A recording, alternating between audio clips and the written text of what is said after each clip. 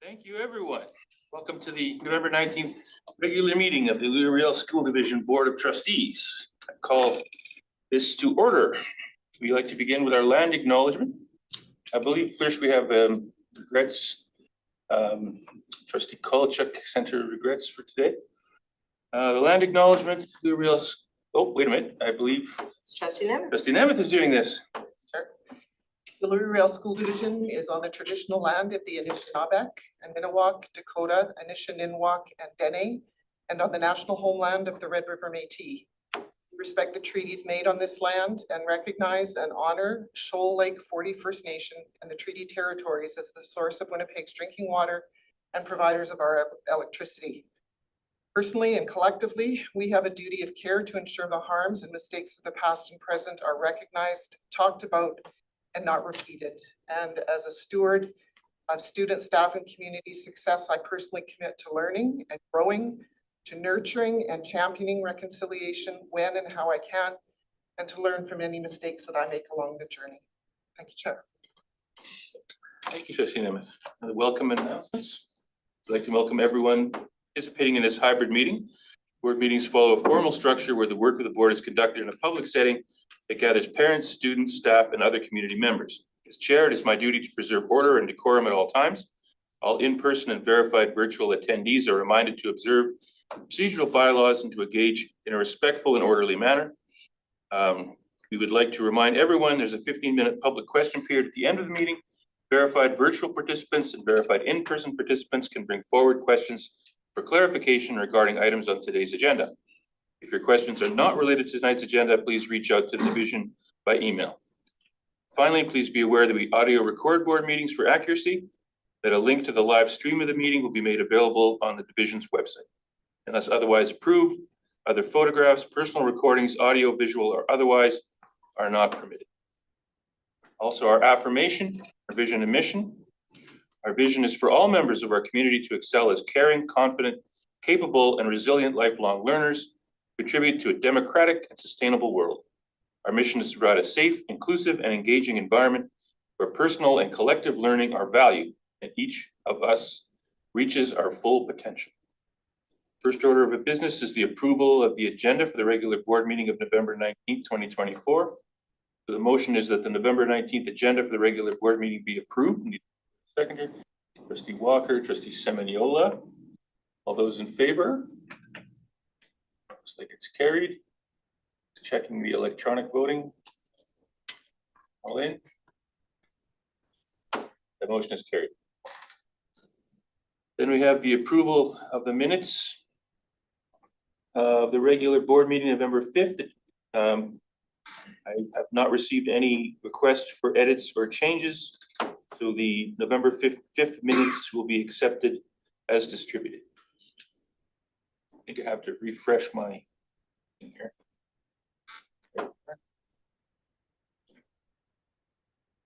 Next is the LRSD news, and it's my turn this month. So news from the Board of Trustees will be provided by myself.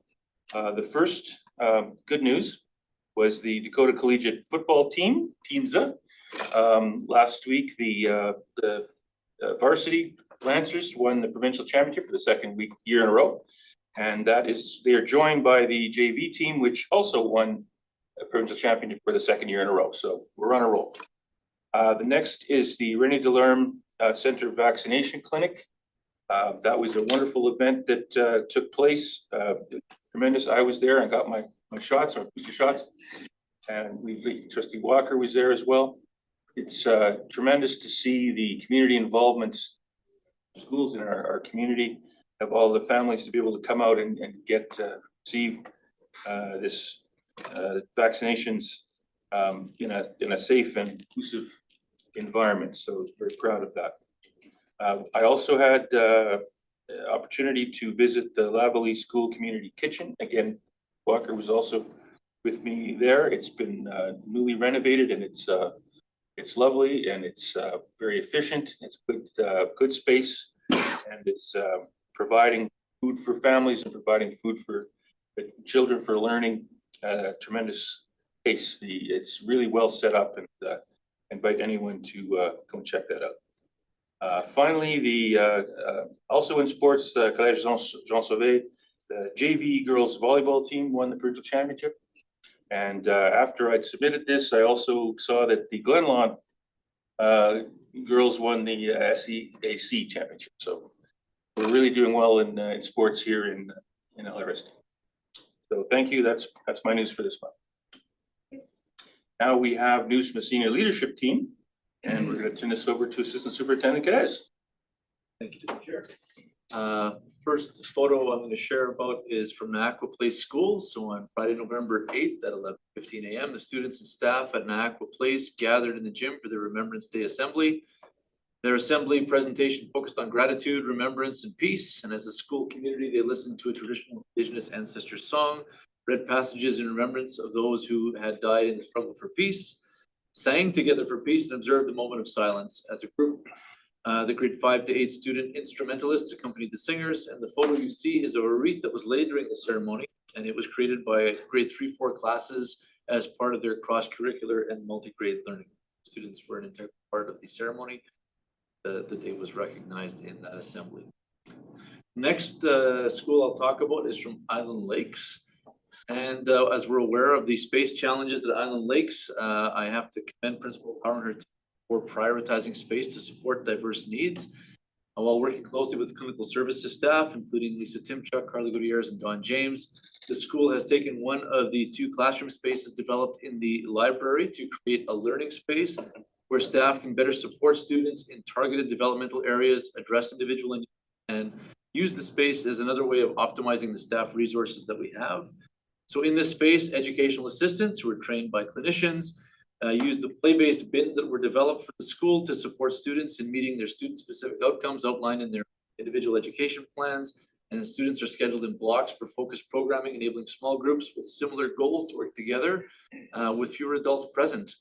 And the space, affectionately referred to as the Shark Tank, which aligns with the mascot of the school, has been a hit with the students. During the lunch hour, kindergarten students even use the space not just to eat, but for certain groups to practice social skills while breaking bread together, using a visual timer and model to support their learning. In the photo, you will see there are 3 different students engaged in various activities tailored to their individual needs. The space is versatile, and the staff at Island Lakes reports great success since it opened a few weeks ago. You see that on the go. And finally, I have just a note from École Saint-Germain. They are very proud, and we're proud of them, to join the UNESCO Associated Schools Network, a global community committed to promoting UNESCO's ideals through education. This includes fostering peace, intercultural understanding, sustainable development, and respect for human rights. As a UNESCO school, École Saint-Germain will build on its work as a learning for a sustainable future school, engaging students in citizenship and environmental projects that address the UN Sustainable Development Goals. The partnership strengthens their dedication to sustainability and empowers students to make positive impacts locally and globally. The first opportunity for the Saint-Germain students to take action will be at the UNESCO LSF conference at the Canadian Museum for Human Rights, which will take place on December 13th. Saint-Germain joined Collège Jean Sauvé as a UNESCO school in LRSD and is one of just over 30 such schools in Manitoba as part of the UNESCO Schools Network. So congratulations to École Saint-Germain. I know they've been working on especially environmental issues for a number of years. Any questions or comments on the news we've heard from either of us? Good. Thank you very much. Now, very pleased. Patient coming up today from Literacy and Numeracy. Nicholas Kelly, divisional principal for school classroom support team, going to give us a presentation regarding a very important topic of literacy. Take it away. I'd like to introduce 5 members of the school classroom support team that joined us this evening that are going to share their work around literacy and numeracy as well as executive functioning. Under numeracy for this year's numeracy project, I'd like to introduce Jared Suderman and Kristen Artebis, who are speaking about numeracy. Genevieve Shayak and Kristen McDowell will be speaking about some literacy work. And Robert George is a school psychologist as well as a member of the school classroom support team that's going to focus on executive functioning. With that, we're going to turn it over to Jared.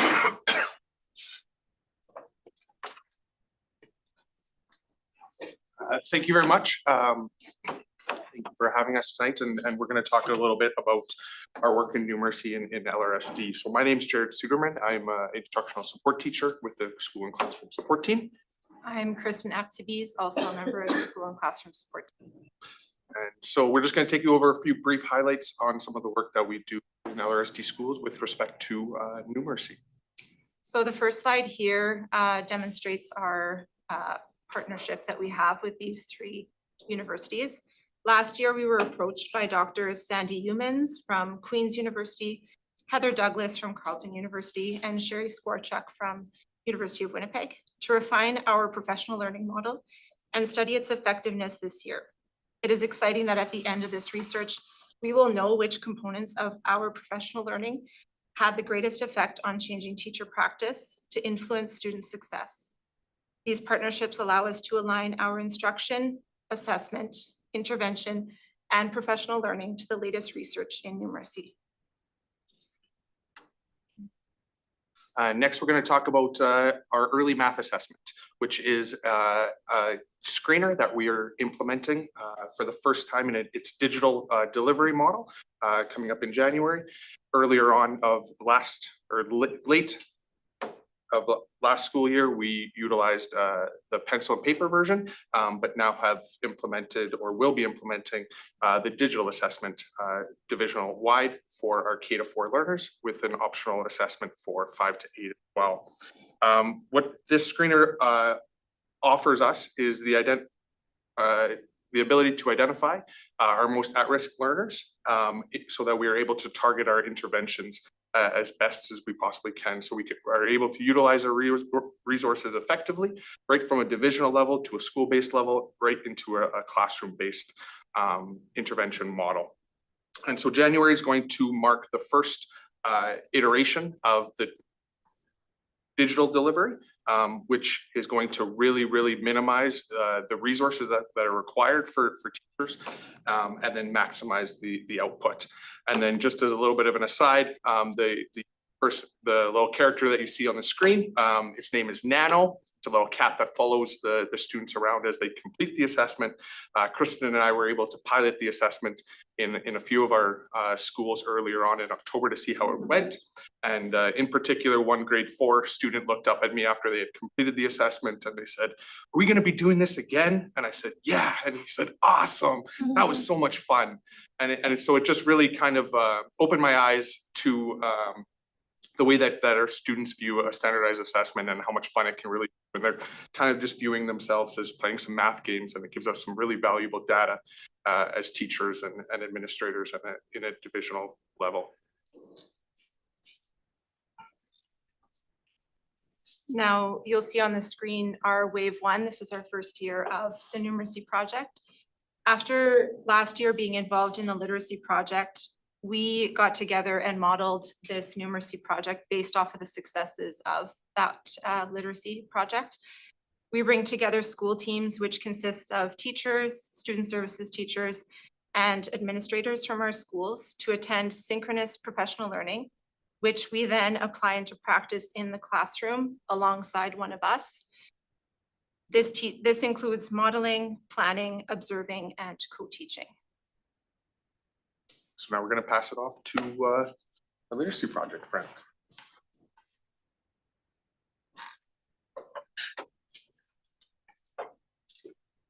Good evening. My name is Kristen McDowell, and this is my colleague Genevieve Shayak, and we are the point people for the Literacy Project.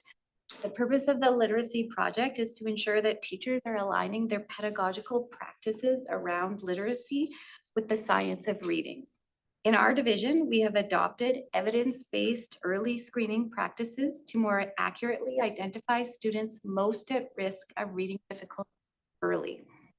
This allows for timely interventions that can prevent long-term academic struggles. Research tells us that kindergarten and grade 1 are the grades when intervention is the most impactful, and thus that is why the Literacy Project is focused on the early years teachers. Implementing evidence-based instructional practices also supports greater equity within the system. This ensures that all students receive proven, effective strategies for developing literacy skills, fostering stronger foundational reading abilities, which in turn promotes long-term academic and mental health benefits for students. So on this slide, you can see how we've laid out our plan for the literacy project. So the last year we worked with 12 schools, which meant 48 teachers from grades K to 3. And then this year we're working in 8 schools alongside 59 teachers. There's 3 schools that we've decided to work with again this year because we realized that in order to make the project a success, we needed to be working with the full team, the full K to 3 team, which we didn't have in all of our schools last year. And so this is really the only way that we can ensure that all the teachers have the same kind of opportunity. And it ensures common language, consistent tier 1 teaching, and reinforces common assessment practices. Part of our project is guiding school teams in using the data collected from screeners to inform tiered literacy instruction. And also, I just wanted to add at the bottom there, we do talk about how we're supporting middle years and high schools as well. So we've also been doing that through requests for service, and we're working with several schools last year and this year. So here you can see a list of schools that either participated last year or are currently participating. So this list does not include the schools that have made requests for service.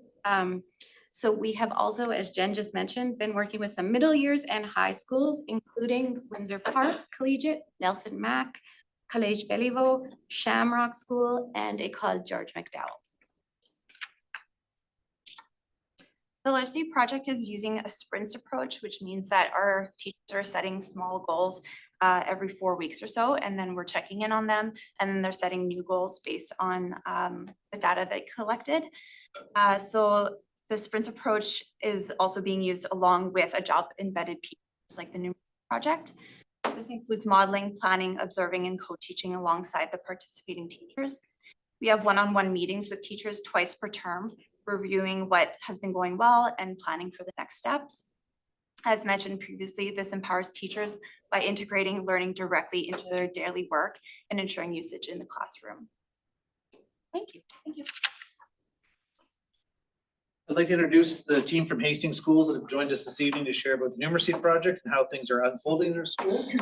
Lisa Lewis, who is the school principal, Robin Plouffe-Hingley, who is the vice principal, as well as the kindergarten teacher, Kelsey Gregoire, and grade 7-8 teacher, Taylor DeCaney.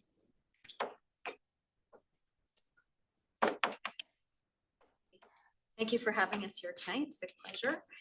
I'm going to give a brief overview. I'm Lisa Lewis. I'm the principal at Hastings School, but this really is an entire team effort with great help from Kristen and Jared and Nicholas. So in terms of the overview, it is a kindergarten to grade 8 school-wide approach, and that includes our educational assistants. They're involved in our book study and in our learning days, and we have 8 staff-wide learning days during our professional development time. Coaching and goal setting and modeling by Kristen. So we thank her for that. She's in the building all the time. Our student services teachers support the teaching sprints, as Kristen was alluding to earlier, and that's goal setting, sort of small goal setting pieces to help the teachers attain their goals. And student services teachers are also co-teaching in classrooms with numeracy instruction and specific interventions. And a way that we're able to release teachers to come together and meet and meet with one another is the fact that we have a balanced school day approach. And that is basically allowing half an hour a day when the students are outside for teachers to get together and plan and prepare for their lessons. So specifically, the administration role between Robin and myself is to be present at collaborative meetings with Kristen and with teachers as much as possible, offering the release time as mentioned earlier. And if it can't happen during the school day, then we will ask a substitute to come in and cover classes. And obviously regular communication and check-ins with teachers and staff as to how they feel things are going. Their professional growth plans are all based on the numeracy initiative. And we also, like I mentioned earlier, include our support staff in all of that professional planning. And participation in, for Robin and I, participation in the divisional level book study meetings that's led by us. So my name is Kelsey Gregoire. I'm the kindergarten teacher at Hastings. And last year I had the opportunity to go to Montreal with some folks in the room to do the NIC 5 training, which is the numeracy kit for kindergarten 5-year-olds. This is an evidence and play-based approach to numeracy learning in kindergarten. And I learned a lot from the math consultant who facilitated and created it. And it discusses how the progression and foundational skills that kindergartens need to have to be successful later on. So after going to Montreal, I came back and implemented it in daily activities and different numeracy learning in the classroom. And I also had the opportunity to go to Lavallee School and watch a teacher there. So with all of that, I kind of further developed my plan for implementation. And moving into this school year, I am very happy to participate in the numeracy project alongside lots of colleagues here. This project for me is demonstrating and giving me the how of numeracy instruction to further support student success and enhances my own teaching skills in the process. So by engaging in this project, my path as a math instructor is more evident. So I get to talk a little bit. Hi, I'm Robin Bingley. I'm the vice principal at Hastings. I get to talk about the impact of practice on the teaching staff and students. And so as Lisa mentioned, it's a school-wide project. And so what we've done is just taken some quotes from teachers. So this is one of our grade 1-2 teachers who says she's seen great benefit from the learning goals. Right now, we're at the beginning stages of the project. So right now they've just done one sprint where they've established mathematical goals and they've shared them with students. And part of that has been that these goals are posted and are evident in the classroom and are used as a tool to help kids understand, why are we learning this? And so this teacher is talking about setting the goals, provided both her with a pathway and also a way to direct her lessons and focus the planning that she's doing with her students. And the discussions that are happening in the math classroom are really rich and the understandings are very evident. And so for assessment purposes, I know this teacher has talked a lot about the fact that it's very easy for her to understand where her students are as far as mastery, because they understand what their goals are and how to move forward and target those. Keep going. For the students, something this teacher is saying is that there's way more engagement through the activities and the discussions that are happening in the classrooms, and they are able to say what the goal is in their own words, and they're starting to be aware if they're meeting that goal. So they're doing a little bit of self-reflection and a little bit of thinking. This is a grade 1-2 classroom that we're talking about and happening. And so helping them understand that why also helps them understand how they might apply this learning to their real life and why. And right now, I think their goal is, why do we need counting in grade 1-2? And boy, do they know. So again, another grade 1-2 teacher was telling me a little bit of a story here, so I'll just paraphrase. She was saying that in establishing the goals, what she's noticing is that the kids are really referring to the anchor charts and the tools that are posted in the classroom, and they're not just there as decorative pieces, they're actually there to support learning. And what she's noticed is that when she's using the goal, she's asking students to, where's our goal? And they point to where the goal is. And she said, well, how can we, find answers if we get stuck? And somebody pointed to a number line at the top of the board, and a few of the students were like, we didn't even know that was there. We can't believe it. And now she said they're going up and they're really using the tools and the anchor charts around the classroom. And it's really been quite powerful for her to see as a classroom teacher how her efforts are actually making a difference, and the kids are showing some independence with their work when they're able to refer to the resources that she's provided for them. So. Okay, my name is Taylor. I'm the other end of the spectrum. So I'm with the older students at Hastings, but still with the same goals. So for me, I'm going to talk a little bit about my students' performance and what I'm noticing. So last year, I actually started my own personal math journey as a teacher and kind of changing the way we teach math. And then we were so lucky to be chosen to work with these two lovely people and to set these different goals based on some research. So I've also done the goals with my grade 8 students, and I'm finding we take data at the beginning and then data again maybe a couple of weeks later, and seeing the difference in the students being able to finally understand why they might be learning about a math concept. So right now we're talking about data, and at first the grade 7 and 8s were like, no idea. I don't know what data is. I don't know why we would look at it. And now they're able to explain in a very in-depth way using mathematical language, explaining why that might be important or how it's relevant across multiple subject areas. When we're in science, they're like, there's data. And I'm like, yeah. And just problem solving. So talking about their verbally with them, we also have them posted. And they go to that board a lot to be like, this is why I'm doing it. Or they look at other student work, which we post.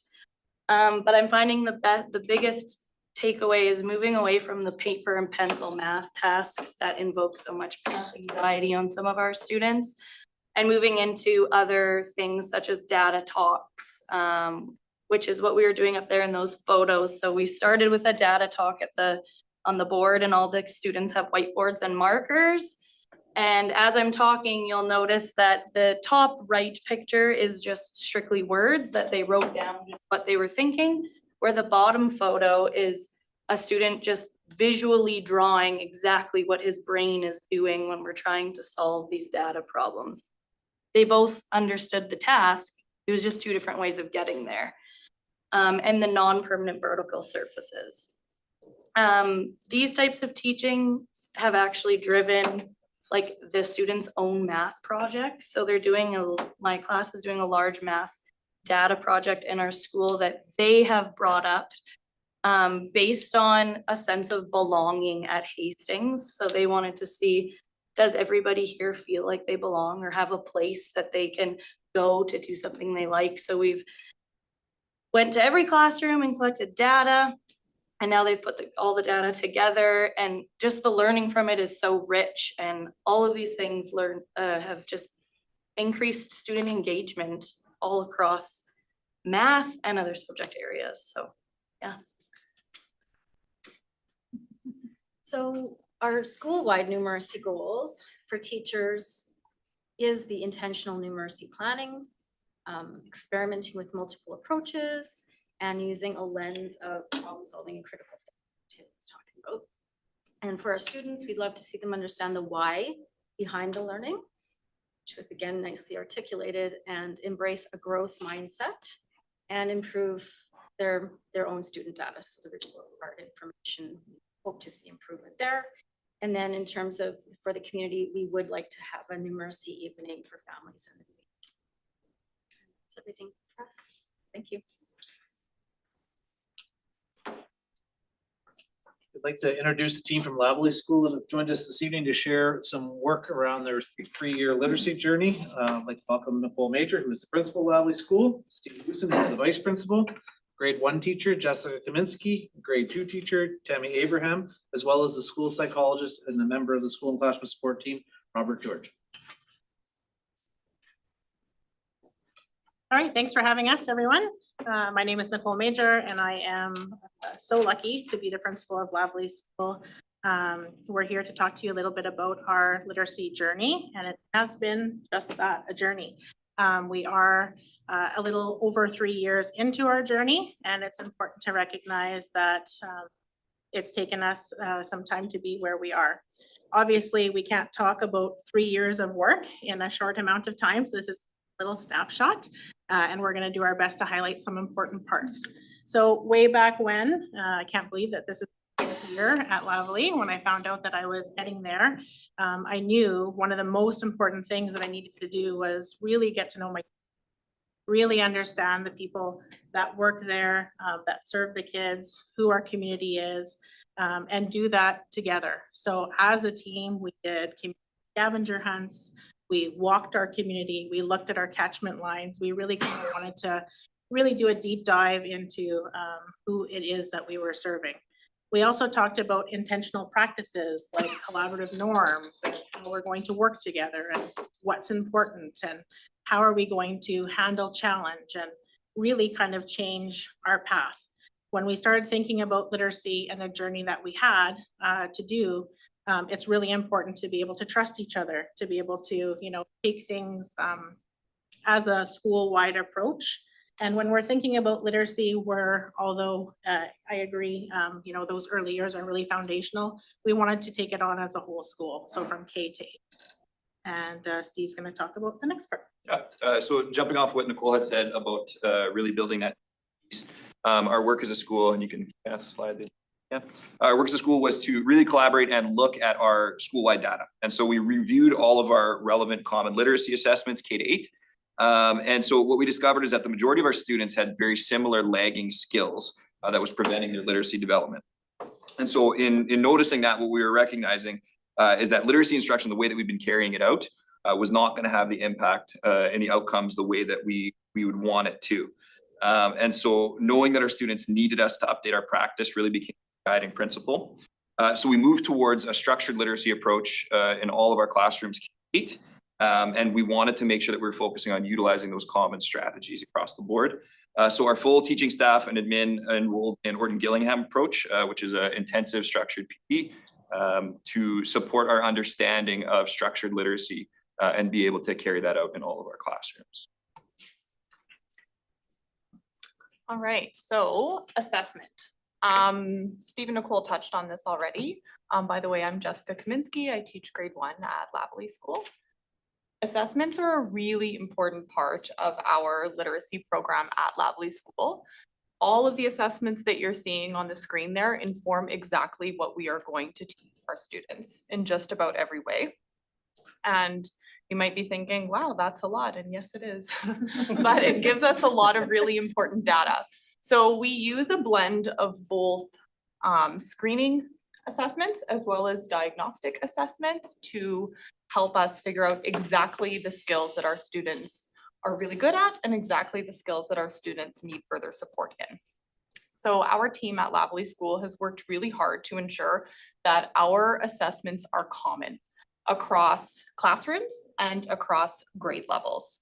And we're wanting to continue using common assessments because it helps our teaching team get on the same page in terms of what skills are really important to be assessing. What do we need to be paying attention to? It helps us think about when we're going to assess, when we're going to collect that data, how we're going to collect that data, and what we're going to do with that data. Having common assessments also helps us collaborate better as teachers when we are using the same language, using the same assessments. We are able to easily collaborate together and figure out exactly what students need more support and which students are doing really well. It also helps us be more efficient. So we don't need to spend any time translating from one assessment to another. We're comparing apples to apples. So up here on the screen, we have one of our most important documents at Lavallee School. So we've worked together as a team to create something called our skills checklist. So there's a couple up there. The one that we're using most frequently is, I don't know left and right, but this top one over there. So we worked together to put that skills checklist to assemble it. And we referenced the LRSD scope and sequence quite a bit. So big thanks to our colleagues in the division who put that together.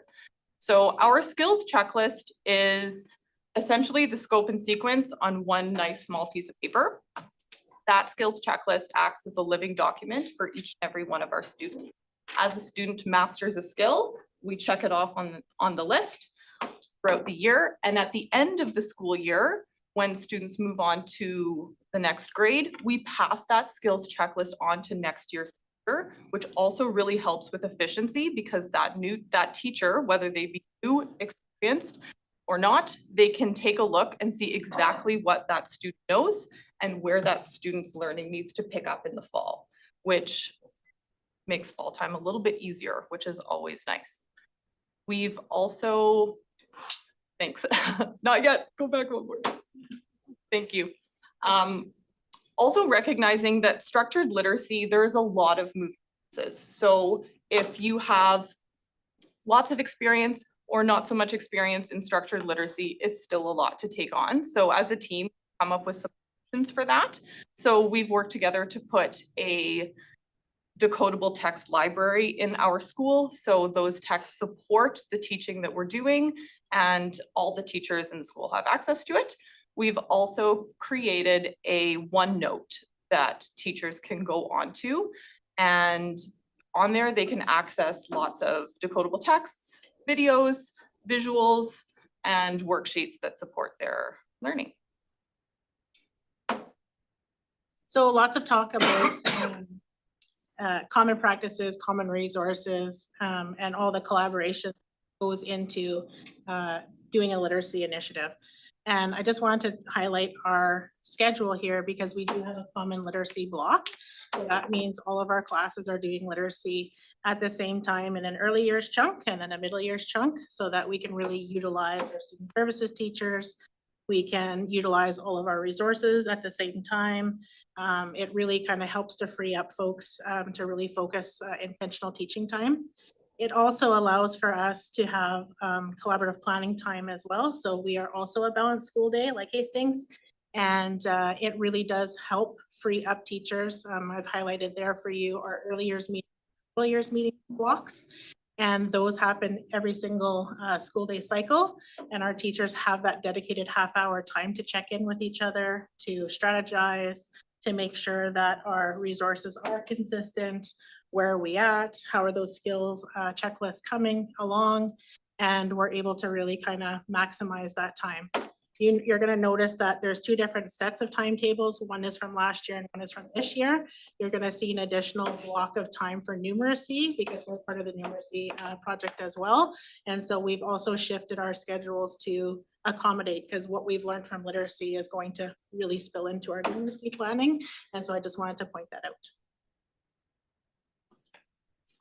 Hi, I'm Tammy. I teach grade 2 currently at Loveland School.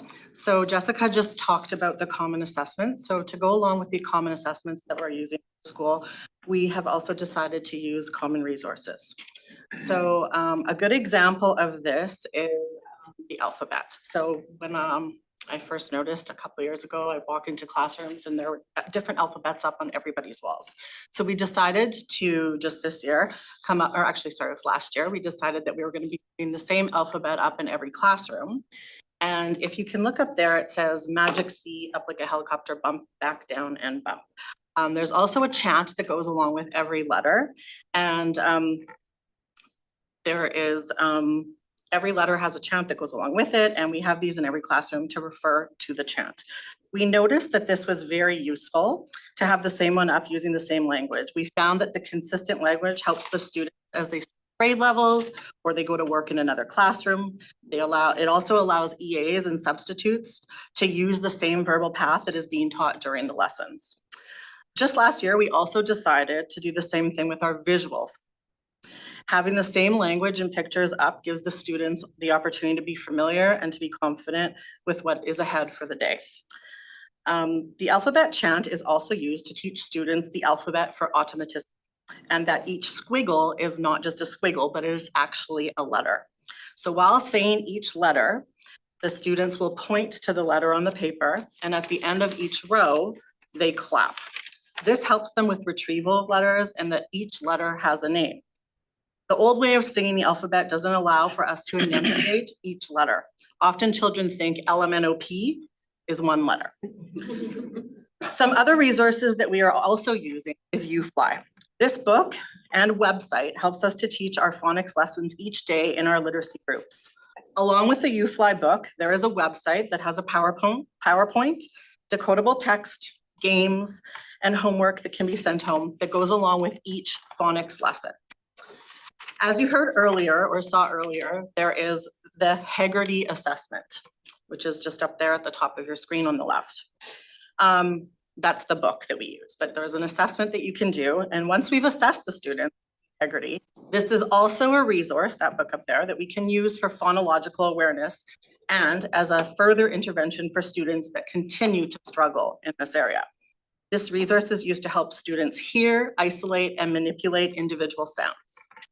Another common strategy we use in all classrooms is sight word flashcards. Each student has a set of 10 sight word flashcards that they practice each day with an adult until they have mastered those 10 words, and then they move on to the next one. I found that doing this has allowed my students to gain a larger word bank, and this has helped them with not only recognizing these words in their reading, but also being able to write them. I began my career at Lavely School in 2002 in a grade 5 classroom. My first week teaching in that classroom, I was surprised that most of my students couldn't read grade level text and they couldn't write and complete sentences that made sense. When I think back to the first part of my career, each teacher did their own type of assessments for literacy and numeracy. There was no consistency across the grades with resources, language, or assessments. It made it very difficult to begin the school year as you never really had a good idea about where your students were. We didn't really discuss our literacy programs or assessments. Not having a commonality across the grades made it difficult, not only for the staff, but also for the students, as each year they would need to become familiar with new terms and new. Fast forward to the last few years, and we have made huge progress in implementing a literacy program where all staff are using the same language, resources, and assessments. This helps us with our planning for the various needs of our students. We understand where our students are at.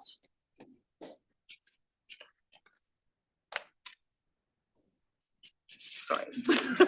We understand where our students are at, where they're coming to at the beginning of the year.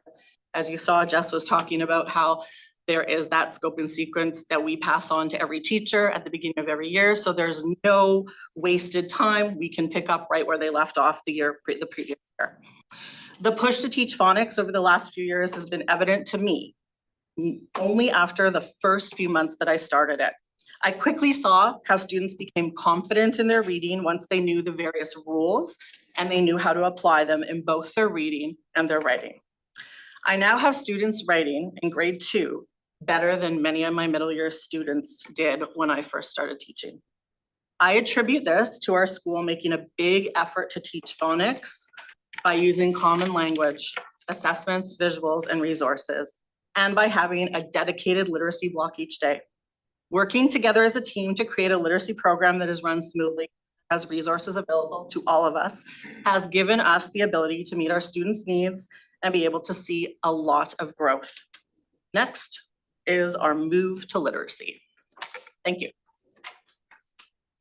So Tammy talks a little bit about some of the anecdotal evidence that she has to suggest that our intervention program is going well.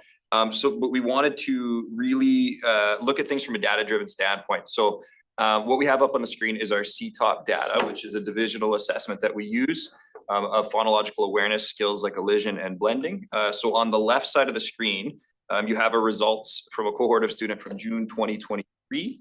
And that same cohort of students in January 2024, after an intervention period of September to January, you can see the results are pretty noticeable. And so that green indicator is showing us that our student is at level or beyond.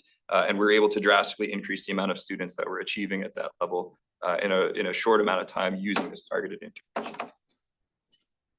If that doesn't get you excited, the next one will. Get it? So this is absolutely our biggest joy and our pleasure to see a data set that is green and glowingly green. If you are anyone who has ever looked at data and when it's tough and when you have students that are struggling and every data set you look at is red, and then you look at it again and it's more red and there's a sea of red, it can be really discouraging. But when you put an effort in and you have a team behind you that is willing to do the work and willing to relearn how to teach and invest that time, and then you see results like this one. This is a data set this is from February, but in September, only 3 students had any letter sounds whatsoever or any recognition of letters. And this is where they got to by February. And so to see that type of growth in the students is so powerful and so impactful that it's got my team so excited. I know Tammy could talk longer and so could Jess because they're fired up because we're actually changing the way we do that way and exciting.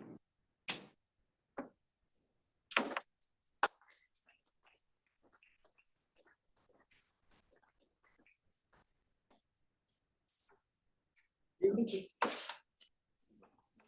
else? Yeah, here you go, come on. Okay. More, yeah.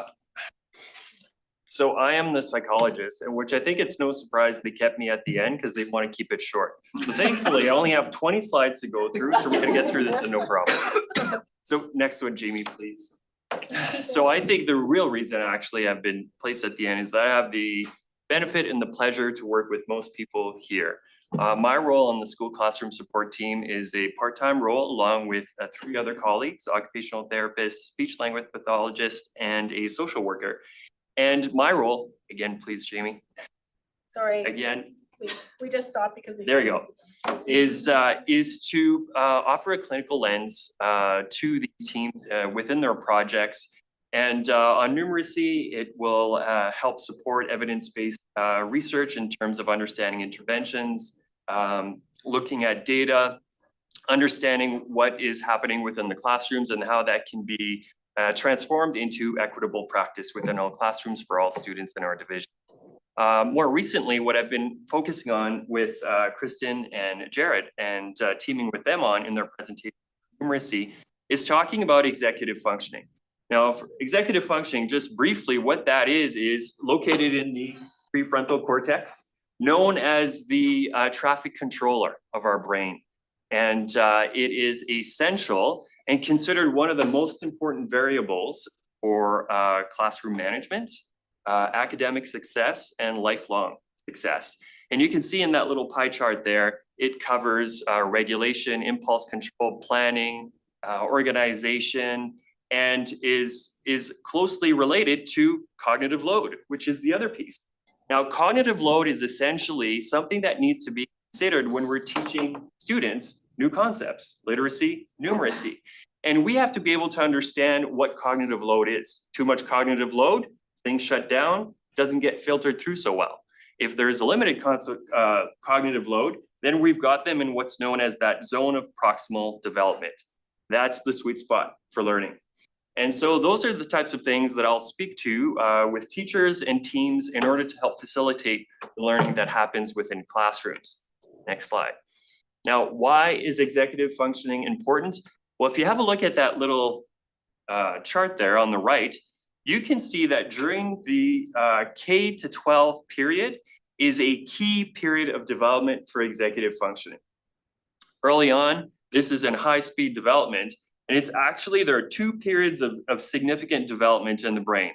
When they're toddlers and they're young and they're learning to talk, to walk, all those types of things. And that second period is actually the teenage years. And that is bang what I'm in right now with my kids at home. And there's some wacky behaviors that happen. And that's because this portion of the brain is in high speed development. And as I mentioned earlier in the previous slide, there's so much going on that needs to be considered. Why do we need to consider that? Well, we need to consider that because yes, it's important for learning and cognitive load, but it's also important when we're thinking about mental health, which is also something that's very important to the psychology group and to the division, because understanding the impact of mental health and specifically anxiety on executive functioning and learning is crucial.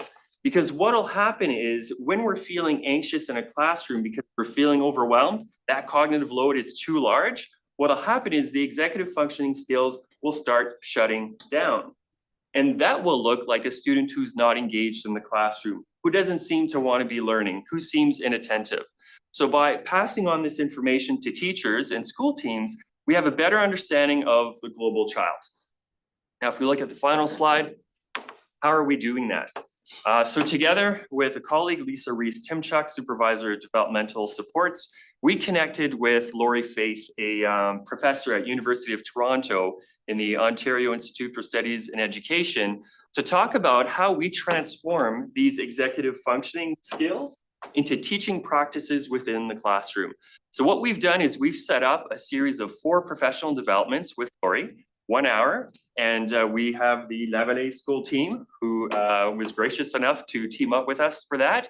And we've also included psychology, social work, speech and language, occupational therapy, and the school and classroom support team teachers so that we can all share in this understanding of executive functionings and how it's infused within everyday learning in the classroom. And that wraps it up. Thank you.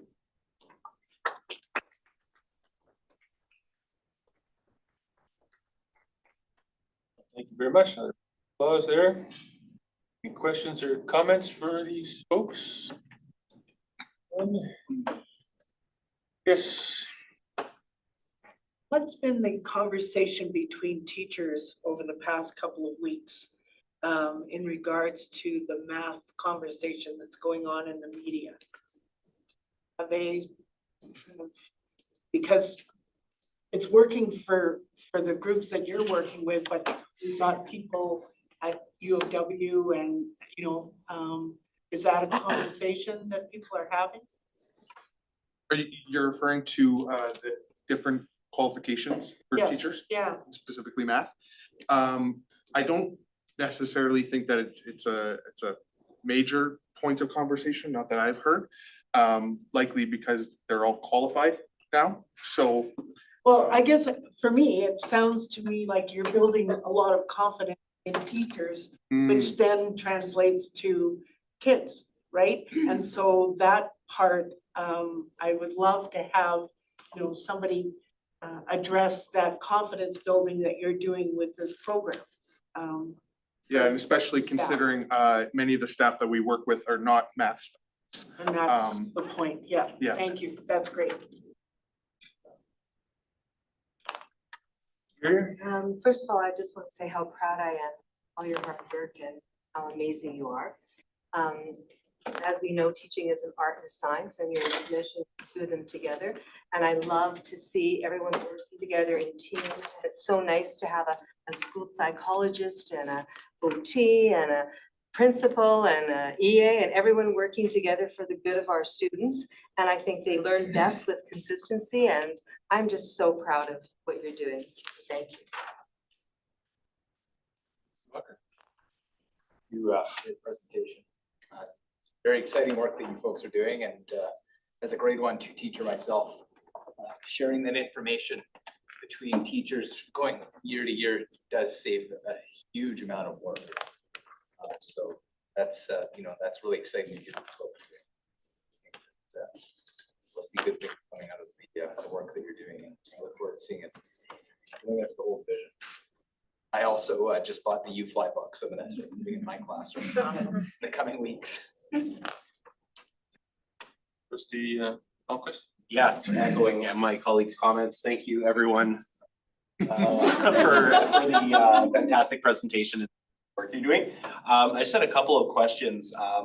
One on the, I suppose on the math side, and maybe touching on the numeracy as well as the psychology side of things. Is there any thoughts you had to share on the subject of particularly going into the making math more accessible and combating the notion of like there being math people and non-math people and math anxiety, and I breaking down in particular, it's I don't probably this is not as much of a thing in young cliche of like when do I need this, like it's pretty clear that you need to count. But I'm wondering if you had any comments about just in general the process of breaking down the stigma sort of against math and making it more accessible. I think one of the things that we want to focus is on that why. Why is it that we're learning this? Why will this be useful in my everyday life? Which our teachers are doing a great job of with those, having those targets in the classroom. And also, what is it that we're valuing as being successful in math? And that's broadening. So kids are seeing themselves as mathematicians when they're asking questions, when they're talking through problems, when they're showing visually their thinking. And really, it's a multifaceted approach when we have to change our messaging, when we have to educate our community on there is no math person, there's no non-math people. That filters down into the conversations that we have at home, in our classrooms. It filters into how we view ourselves as teachers. What kind of language are we using in those classrooms? Those things are embedded there. We're socialized beings, and so really being cognizant and very intentional about what that language looks like. I think of Hastings and Lavallee being involved in the numeracy project this year, that they've chosen to go school-wide. So when I get to meet with the administrators from the 8 schools, I can draw on Nicole and Steve and Robin and Lisa to share, this is what it looks like when we do all of our PD with all of our staff focused on numeracy. And we focus on the other schools that are doing it in a smaller chunk.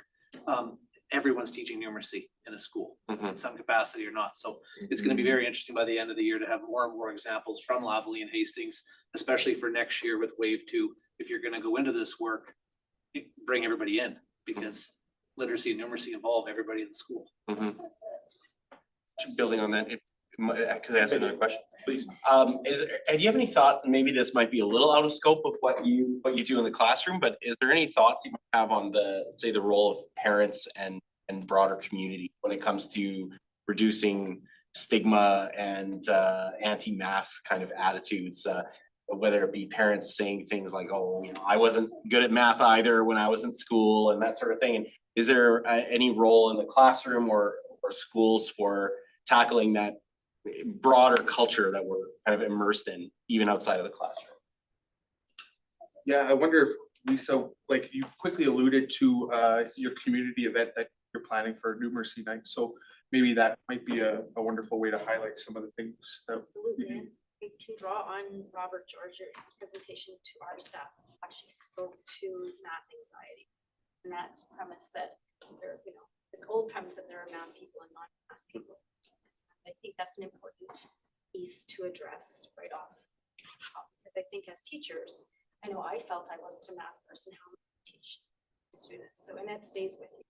So I think it all boils down to how you were taught to learn math.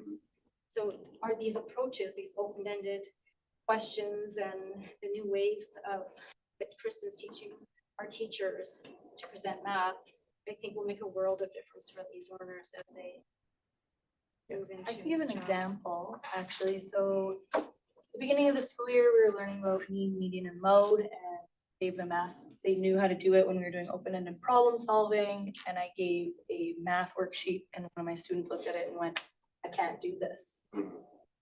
But they could do it in a setting that wasn't a paper and a pencil and a head down on the desk. And 3 weeks later, this same student is the student who put up her hand, math was her favorite subject. And I think that goes home to parents too, when your child is saying, I love math now. I think they start to understand that there are different ways to learn. It's not, rote multiplication problems.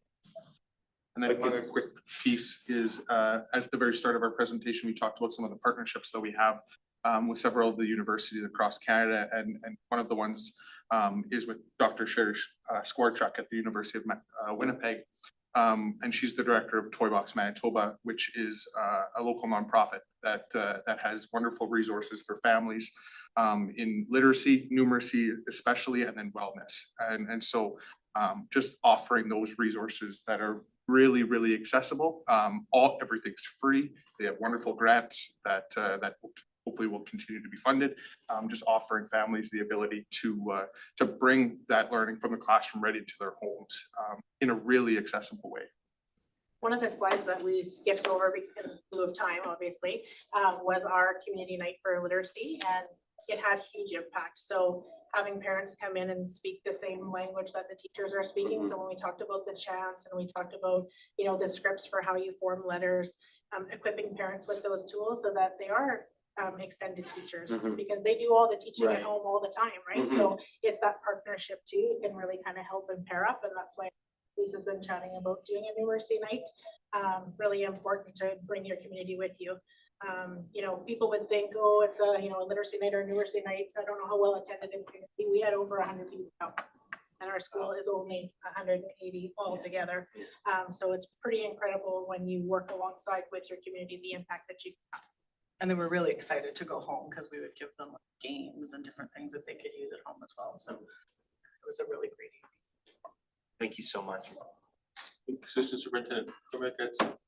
Yeah, I just want to take a moment to commend the school leaders.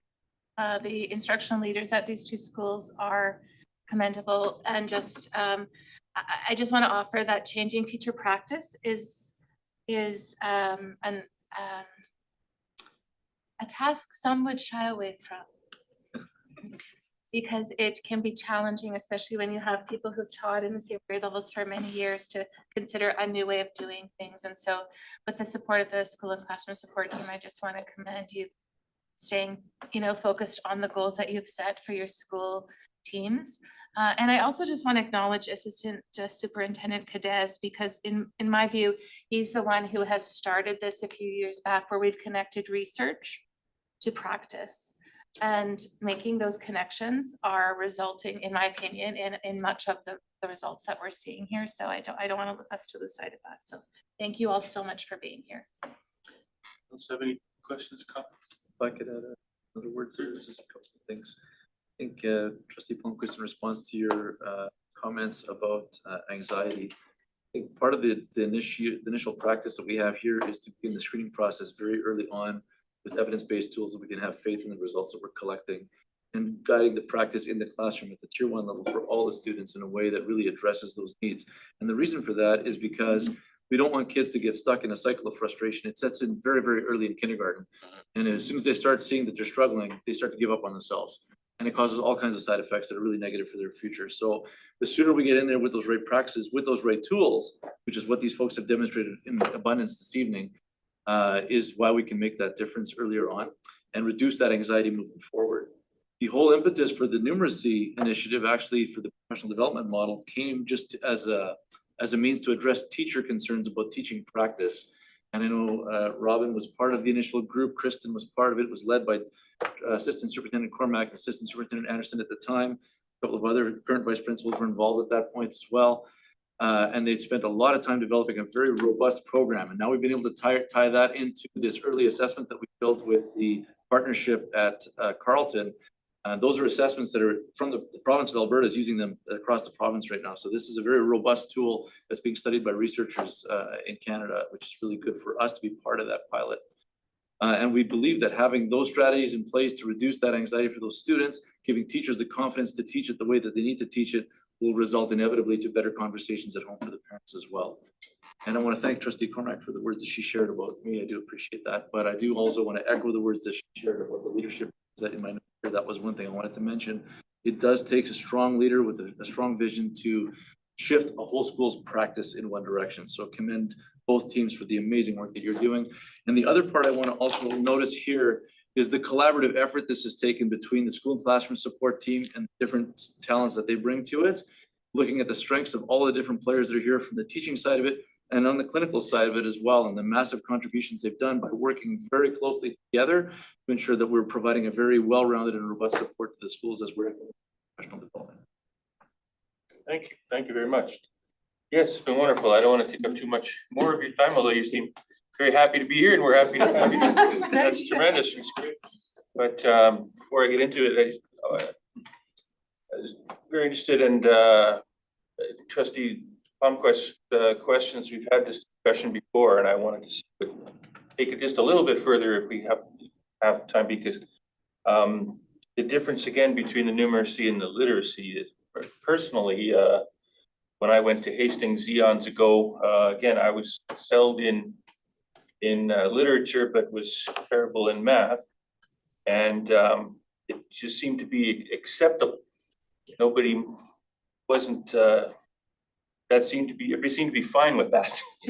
And I'm hoping that there was no stigma to that. Yeah. Which I think stigma is not the right word, but I'm glad to see that seems to be changing, that again, when people have those issues, that we're working on that. But my question is really about do you see a connection between literacy and numeracy? Do they go hand in hand in a way?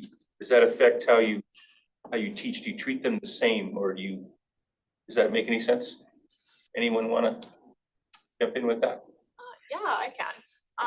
So I have dipped my toes into structured literacy for a few years now, and after speaking with my team members and thinking about all the success that we've experienced with structured literacy, we started talking about how can we transfer that into numeracy. And we decided that we really just need to focus on the very basics and the way that we have with literacy, and focusing on the sound and the letter and how they match. Really thinking about strengthening those really simple concepts that sometimes we take for granted, that it doesn't come naturally to students unless we give them the time and space to practice those things.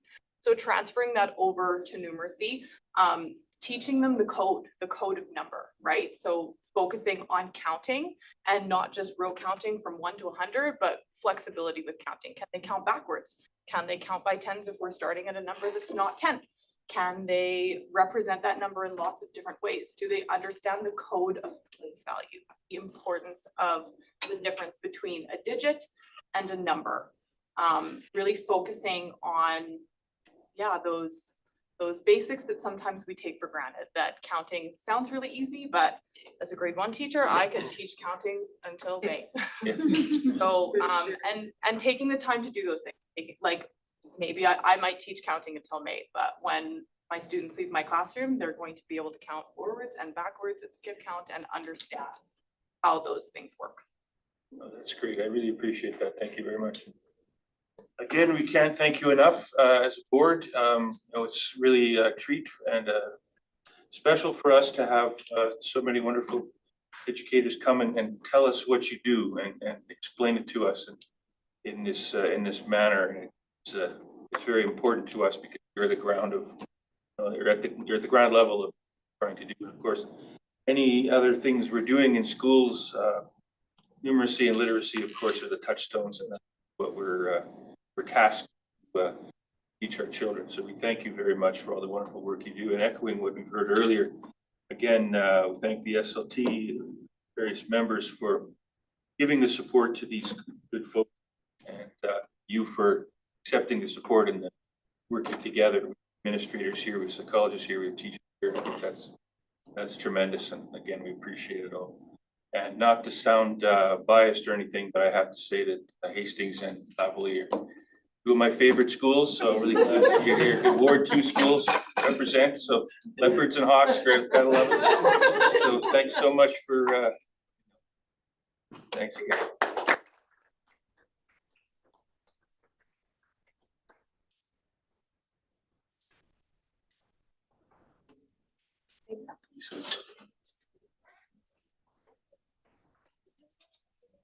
Take a moment to clear. Yeah. Plus one.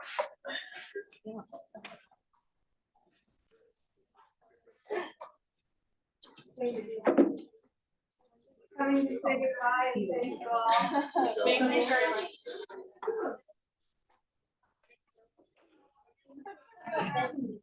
Thank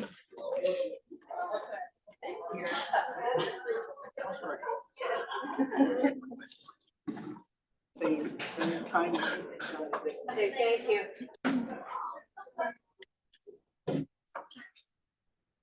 That was interesting. Yeah. Alrighty. Now the fun starts. Good question.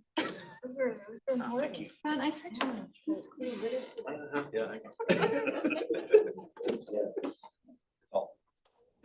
Good old, take our seats. Say, for the record, trustee Semignola had a prior appointment and has had to leave. We are down now, back to the real world and back to finance and audit. I'll turn this over to our secretary treasurer, Nikki, to give us the Q1 report. Thank you very much. So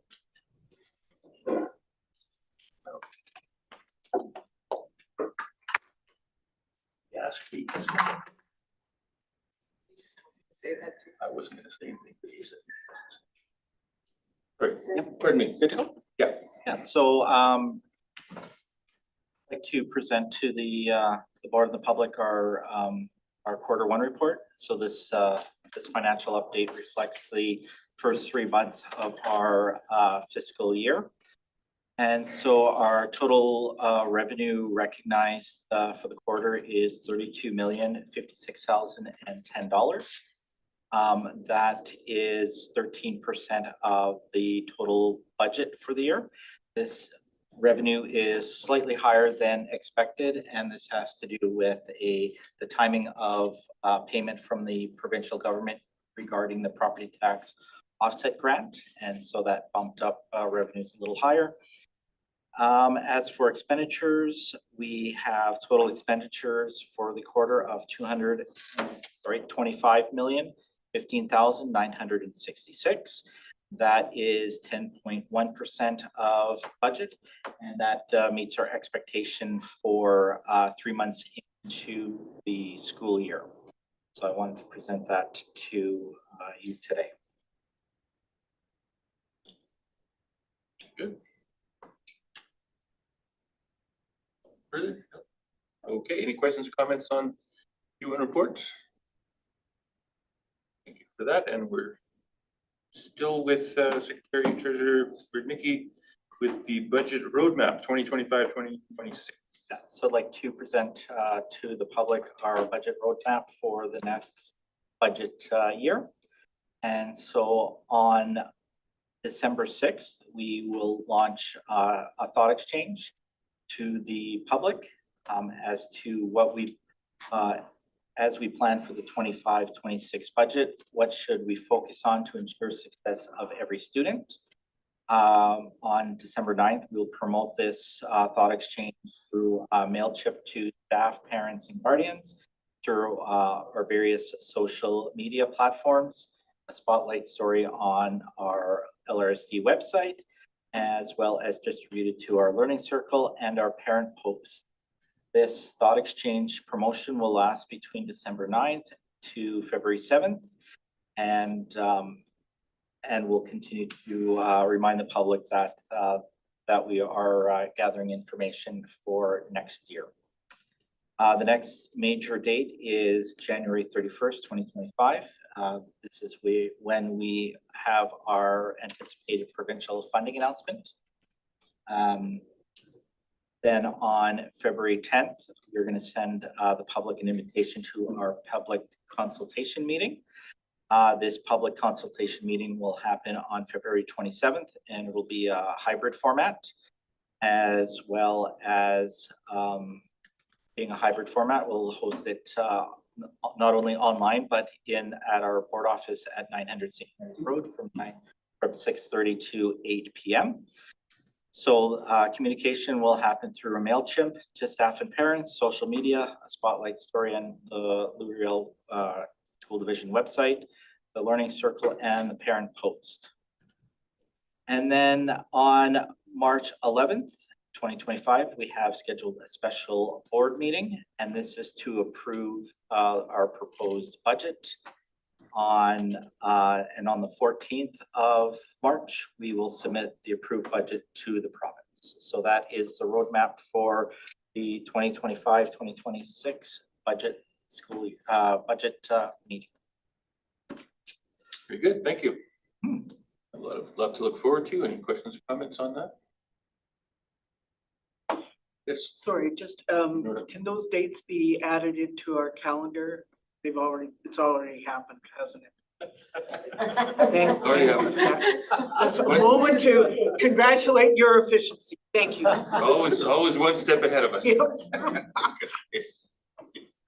Okay, so next we have another, this is an issue, and we'll let Secretary Treasurer Nikki provide the context. We have a proposed board motion regarding Canada Revenue Agency contact. Yeah, so I'm always dealing with various questions or inquiries from Canada Revenue Agency, and I was contacted the other day, and they had advised me that I was not the contact person on file, that it was actually the former Secretary Treasurer, and so I inquired as to how to change it, and so to best speed the process of changing the contact information, they recommended passing a board motion recognizing that myself, along with my Assistant Secretary Treasurer Vanessa Ross, be the official or formal contacts for between us and the Canada Revenue Agency. So this is what that's about. Excellent. So the proposed motion is that the board declare Jamie Rudnicki Secretary Treasurer and CFO as the primary contact for the Canada Revenue Agency, and that the board declare Vanessa Ross, Assistant Secretary Treasurer, as the alternate contact for Canada Revenue Agency. A mover and a seconder for this, please. Trustee Turner, Trustee Nemeth. And no questions. Call the question. Those in favor?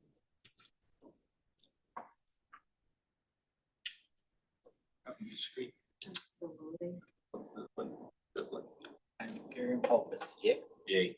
Yay. Like it's been carried. Good.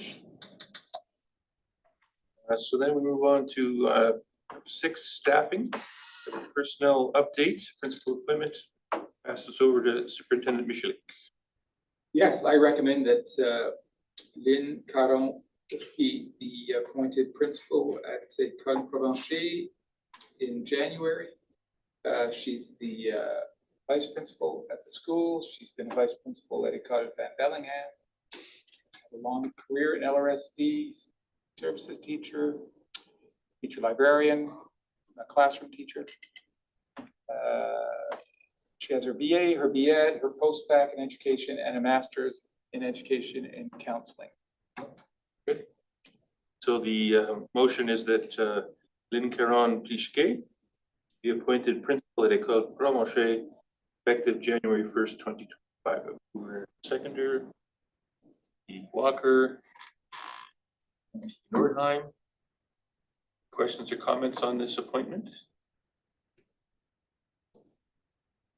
Call the question. All those in favor?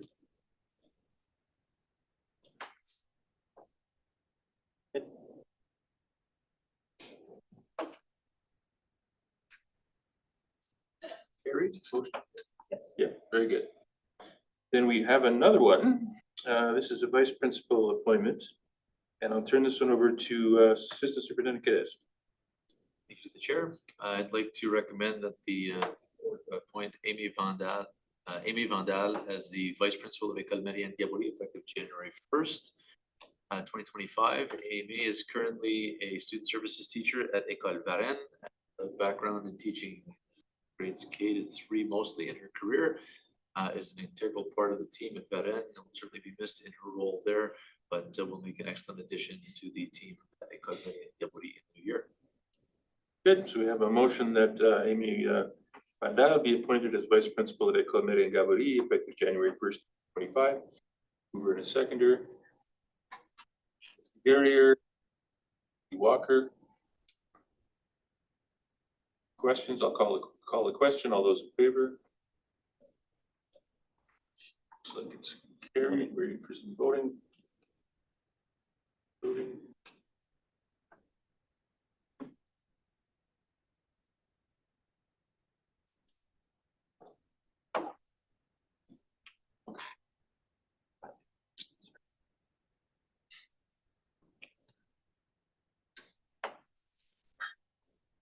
We can issue I'll have to electronic voting.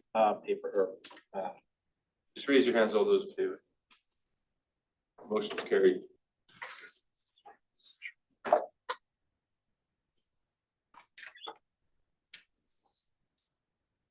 Then we move on, just 1 moment. We're up to item number 7, senior leadership team information to the board. Information about the leadership team meeting on November 14th. Again, Superintendent Michalik will provide an overview of the agenda from that meeting that took place in November. Yeah, I'll ask the Secretary Treasurer to open up the agenda for folks joining us online. So as you know, our mornings are spent giving principals and vice principals time to work on their own leadership learning in the form of a project-based learning opportunity. And so a lot of what you heard tonight comes out of the time given to school leaders to work on their professional learning journey for their staff. And it's a time for them to work in relationship with the school and classroom support team. Last week, the afternoon was spent, we've talked about this, was spent looking at a new way of describing student need to each other as school leaders and senior leaders alongside teachers and educational assistants. And so I'm excited to share more in the future about this new approach to describing need, student need, and our response to that student need. We talked about policy ALG and an interim protocol while we develop policy that you're aware of. We talked about a request for proposal related to an expertise we want to bring on board to better understand what we offer in the way of practical arts, technical vocational education, post-secondary education, and what we can do to make it better. We talked about the policy GCQFGDD, progressive discipline. And then there were updates. An interesting update was from folks across Canada that work for an organization called Teach for Canada, and an opportunity that you'll see communicated to teachers in LRSD, an opportunity to be seconded to a First Nations community in Manitoba for to teach in that community and have that experience be of benefit to the community that a teacher would serve, but a personal benefit to that teacher and how they understand the world, and bring back a richness of experience to the classroom in LRSD. That was one of the quick updates I wanted to highlight. That's it. Thank you. Questions or comments on the meeting? Thank you very much. We now move on to enrollment update. Information on our current enrollment, the class size track. Yeah, I want the Secretary Treasurer to point to two public data sources on our website, current enrollment. And so we have two student enrollment dashboards that speak to current enrollment. Right now, we're busy eventually connecting historical data to this new data that comes from our brand new student information system. So if we just have a look at division enrollment, we can just walk you through as trustees how you can go to these dashboards as well and how they're interactive. Which one did you click on? I didn't click on anything. I Click on scrolled the down. divisional. Oh, sorry. Yeah. So you,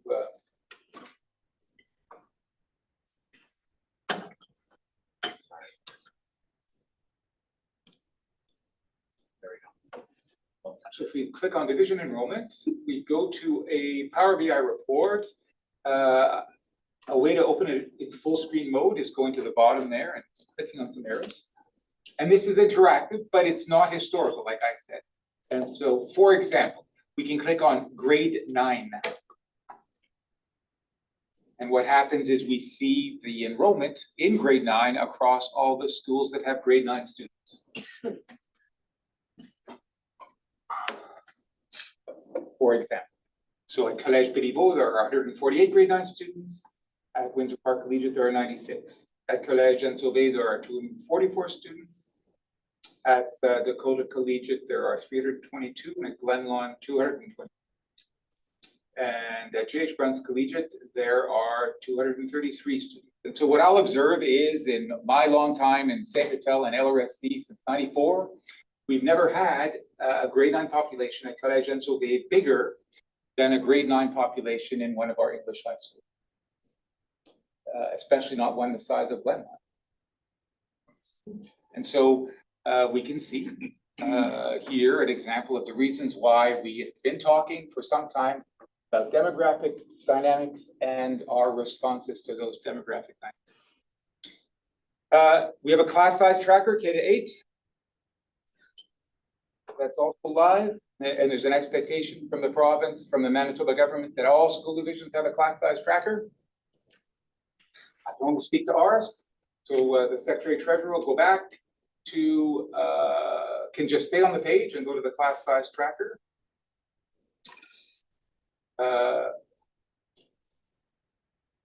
K-8 class size tracker, here we are, and we can see right now that the average K-3 class size in LRSD is 20.6. And the average grade 4 to 8 class size is 23.6. And here again, it's interactive. So if you click on Archwood, for example, individuals will change to reflect Archwood School's reality. I can click on Island Lakes Community School. And it changes to reflect Island Lakes Community School reality. We don't have a class size tracker 9 to 12 because we can't. Classes vary so much depending on the subject in question.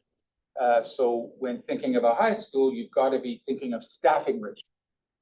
Best to be thinking of staffing ratios to try to make sense of it all. And we are busily building out staffing ratio reports that eventually will find their way in a public format in due time. That's it. Thank you. Yes, Commissioner Nordheim. So the student absence dashboard is not live. No, the team is busily working at making that go live as soon as possible on the public side. So lots of attendance data available through PowerSchool in schools. Translating that into Power BI is a big priority right now. And will it be different for elementary and high school? Like is high school being done by class, by? Yeah, again, different model for high school versus elementary school, and constantly being refined. I was in a conversation today with our director of information systems and our vice principal of data literacy, talking about just that, how we constantly are refining our understanding of attendance in the context of a K-8 school and a 9 to 12 school. And then my second question is,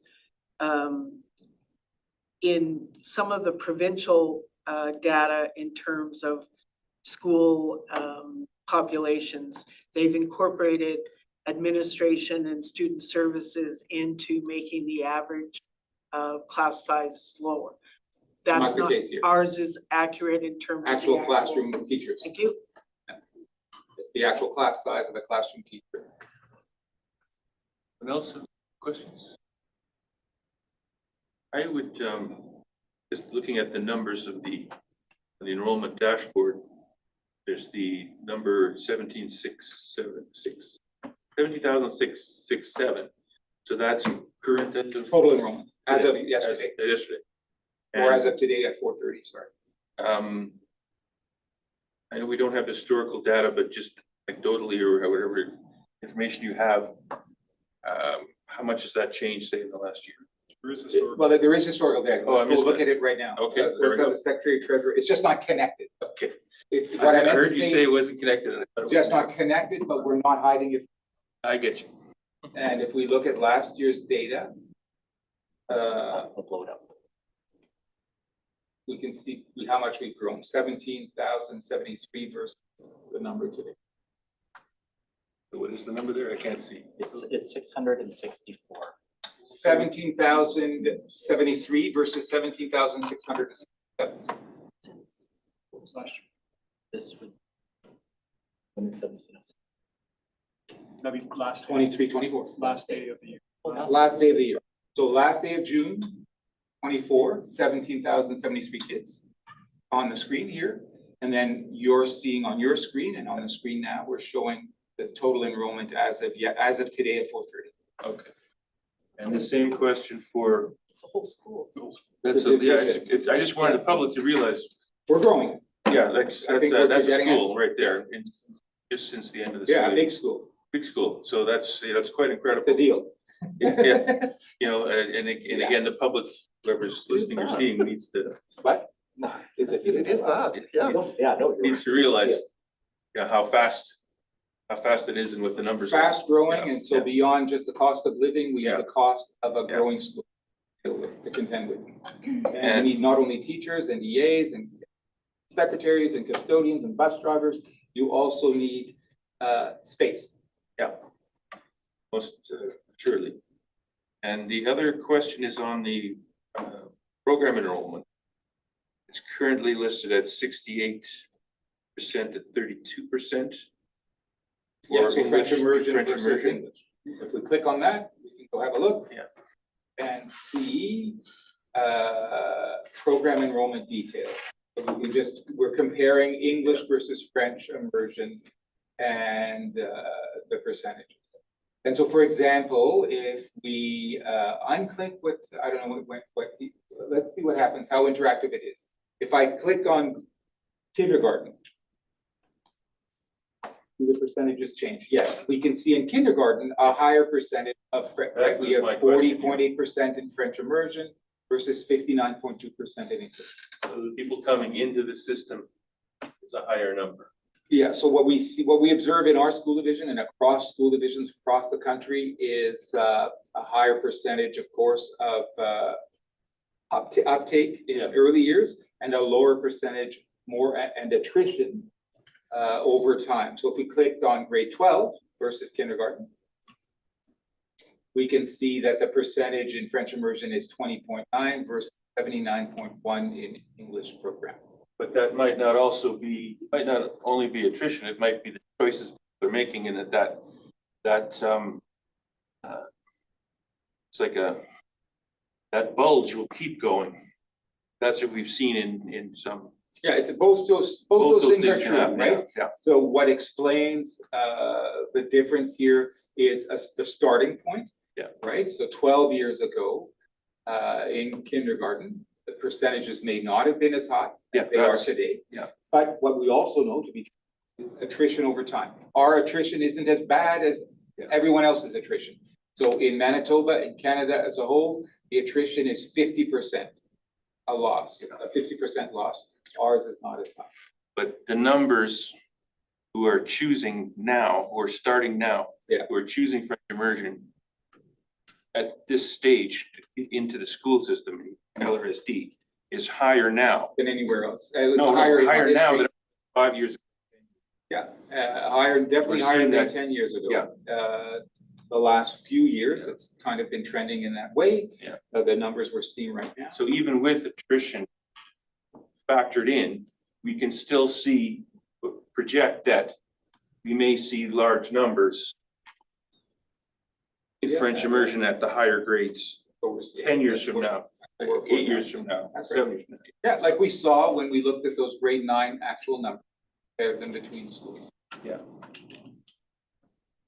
And what, yeah, that's fine, thank you. Great. So let me get back to my other job here, running this thing. Any other questions or comments on that? That's really interesting information. We thank you for that. We move now to the accessibility plan updates. Did I miss one? Yeah, monthly Monthly updates. updates regarding our communications metrics. Yeah, so here, instead of looking at the usual metrics, the last couple of meetings, we've been looking at our MailChimp campaign. So we looked at the lineup last meeting and we're looking at the Learning Circle today. So the Learning Circle is a MailChimp campaign that goes out to all staff. It started back in October 2018. The nice thing here is we've stuck with the same communication vehicle for this long. In my long history in St. Patel and LRSD, that was never the case. We're constantly changing the communication vehicles. We've never stuck at it so long. And so we can see a metric today in 24 that just looks, the numbers are bigger because we are, first of all, sending it to all staff, including casual staff. But we're just seeing, again, overall more engagement, and the next sheet actually talks about the differences. Just a high level view of how that evolved over time. Questions or comments about that? Good, thank you for that information.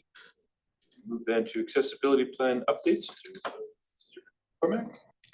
We are working towards the update to our public accessibility plan prior to December 31st. And in doing so, we have put out a lived experiences survey to all employees that's been put out in multiple ways. And so the survey seeks information around any challenges that people might find in the workplace, any adaptations they experience, suggestions for more inclusive and accessible workspaces, and just gives them the opportunity to share their lived experience as an employee in the division.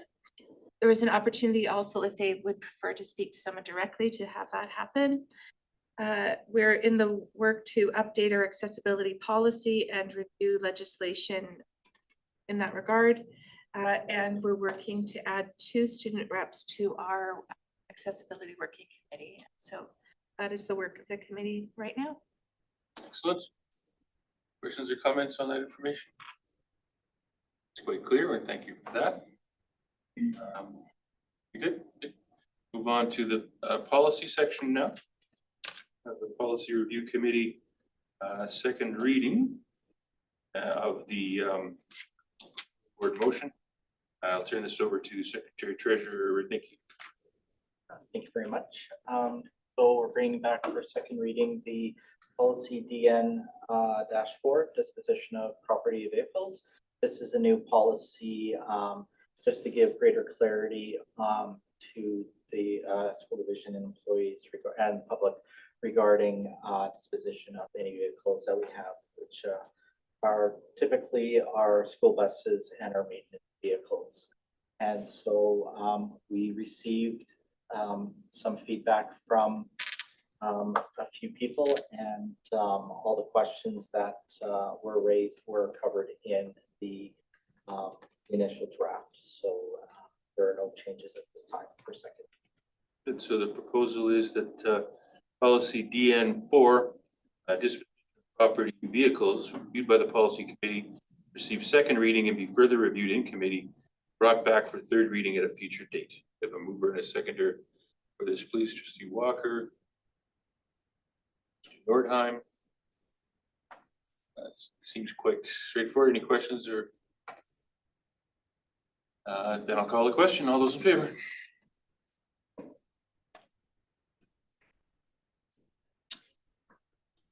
Good. Okay, thank you. Just a quick note on that, that there's just, it looks like just like a small formatting error where there's an extra bullet point under agent end of sale. Act as the agent, oh, you know what, never mind, I was wrong. Okay, never mind, sorry, I thought it was a sentence that jumped. All up in there. I take it back. Next, we have feedback received regarding policy GBD, staff communication. And we have Eric Sheldon, Assistant Director of Staff Services. We're lucky enough to have him with us here today. Walk us through this. Great, thank you very much. So as you'll recall, draft policy GBD staff communication board and received first reading on September 17th. This is a draft policy that looks to affirm the board's commitment to staff wellness by highlighting the need to disconnect from work outside of work hours. The policy contains provisions recognizing a multitude of schedules that LRSD employees work. It acknowledges the inevitability of emergent situations that arise at work and that may need to be communicated outside of working hours. And it also references procedures for resolving any concerns that arise through communications. Following the first reading, we put this out to staff to provide feedback and community as well. From that, we received 761 responses. 98.7% of the respondents identified as staff members, with 0.5% also identifying as parents, combination of parent and staff members.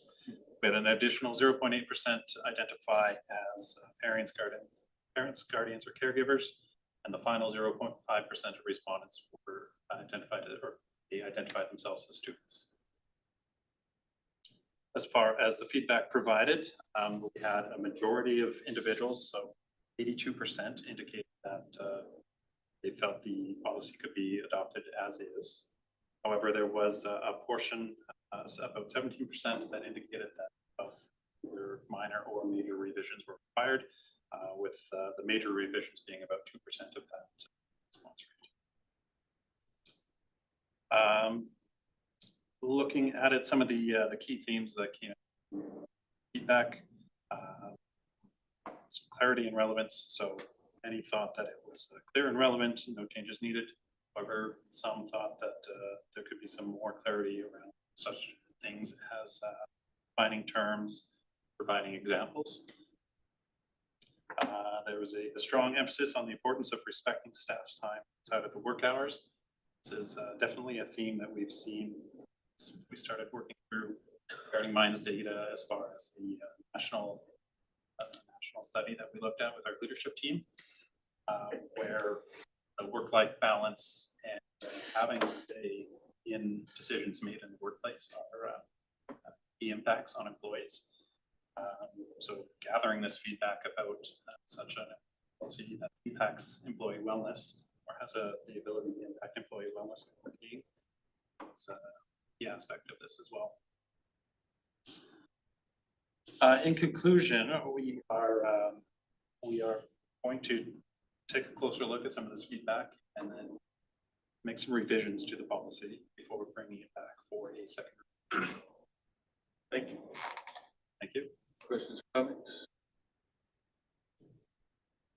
I'd say that's a pretty impressive level of feedback. A lot of times we don't get that much. People are obviously interested in the subject, so. Absolutely. Good, well, thank you for your hard work and we'll look forward to seeing the revised edition. Which brings us to correspondence. We have correspondence received and General was asked to pull anything out, so would be accepted. And we have the school board correspondence sent and received as well.